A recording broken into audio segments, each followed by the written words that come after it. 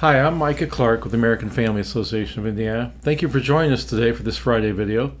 I want to talk about the process we're in the Indiana General Assembly. We are entering kind of the crazy stage very soon. What that is in reference to is the conference committee stage, where the House and Senate work out differences between House-passed bills and Senate-passed bills and the changes made by each chamber. The primary bill that this concerns is the budget bill, and this happens every budget cycle. They take this issue right down to the end of the wire, right down to the last day. But we have seen now yesterday the Senate version of House Bill 1001, which is the state budget. So the Senate's budget proposal, the Senate took the House version, which was, I think, a very good budget, and frankly, they turned it into a budget that Senator Todd Young and Mitt Romney would like. They removed all the voucher expansion the House had put in it, and they poured a bunch of money into mental health, even more than the House is doing it, and other government programs. I'm not really getting into that, but I am concerned that with the state of schools in Indiana and the rights of parents, that we want to help parents have more choice and more options to go to other public schools, private or charter schools, through our voucher program. So I'm disappointed that that's been cut back to the status quo, whereas the House made it almost universal. Anybody making $250,000 or less in household income could get a voucher. It looks like the Senate's wiped that out. Now, that's not the end of the game. Again, things are going to be changed. The House and Senate will fight back and forth over that and many other issues. I will say this, for those of you I've mentioned before, that the Kinsey Institute amendment is in the Senate version, which is a little shocking given that the Senate is sometimes afraid of their shadow, but the House is proactive and the Senate is more reactive, which is unfortunate because there's a huge opportunity here to do good things on so many bills, and we've lost several in the Senate that were good ideas that just didn't go anywhere, and lost one or two in the House, which is typical. But the Senate has been a problem quite some time if you're a conservative concerned about conservative values. But also I want to mention, when you talk about vouchers, yesterday I did something I don't often do. I sent out an email yesterday. So many of you maybe saw the Wednesday weekly email that we did, but yesterday morning about 9:30 I sent out a second email that I encourage you to go find if you've not watched it. The title is "This Will Make Your Blood Boil," so you can search for that. It's a video that Jesse Waters showed part of Wednesday night on his Fox News show, but I saw the full video. What it is an undercover video with school administrators in Carmel, Plainfield, Goshen, Elkhart, Martinsville, and some other Indiana cities, where administrators are openly admitting that they deceive parents, that they hide issues from parents, that they hide what they're teaching on critical race theory, on the LGBT agenda, even on gender-neutral bathrooms. They're not telling parents that they're doing this in some schools. And frankly, if a public school hides information from parents, it's no longer a public school.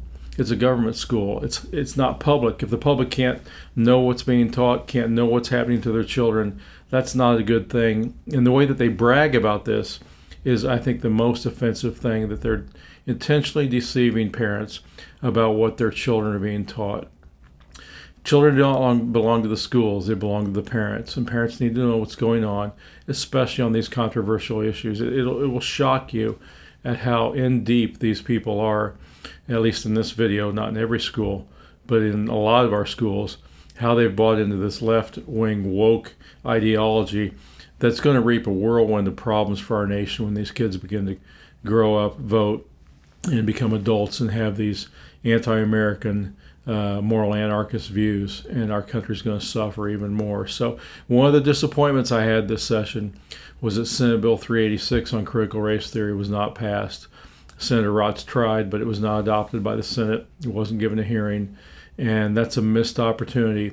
Kids need to be taught the good things about America and the bad things in perspective, but not that America is racist, that it's a terrible institution. It's no wonder kids are depressed. It's no wonder we have mental health issues. We give them no hope, very low opportunity, and no good things to see about the greatest nation in the world that they're blessed to live in.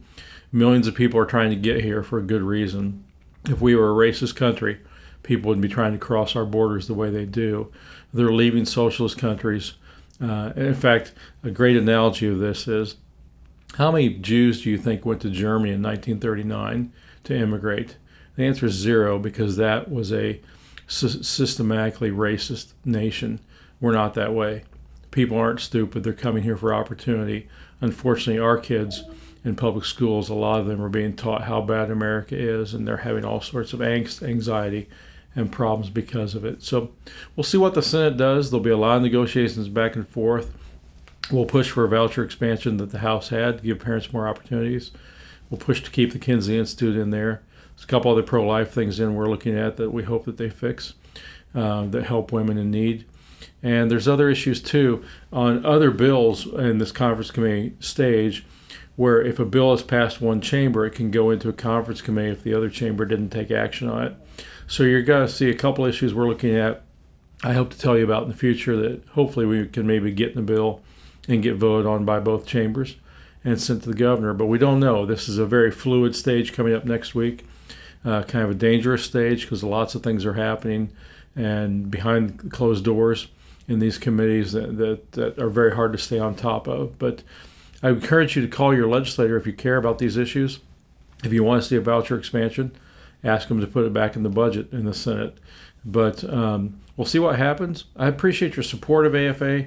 Appreciate you again going and watching that video yesterday. I'm not trying to provoke, but people need to know that this is not just in California and New York and Illinois. It's deep in Indiana and some of the problems we have in schools. Parents need to know about, our school boards need to hear about, and our legislators need to hear about this too. I wish every legislator in the State House would watch this undercover video. It's 8 minutes long, and it's chilling to say the least. But that was in my email yesterday morning. It went out about 9:30. I want to thank you for reading my weekly emails and for watching these videos as well. We appreciate it. We appreciate your financial support, your prayers, and the encouragement I receive from these videos and the weekly emails I send out. I'm Micah Clark, American Family Association. Thank you and have a great weekend.